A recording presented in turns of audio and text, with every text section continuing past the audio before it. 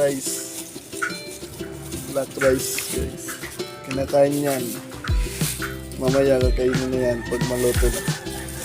Lalagyan ng nyug. Kinagod na nyug.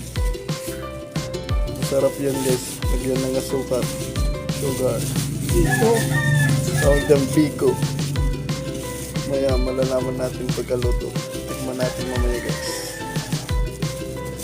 Biko. Black rice. Hanapin natin yung mga tipasi. Okay, man. Come on.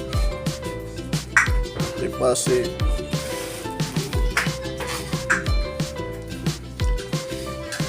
Black rice.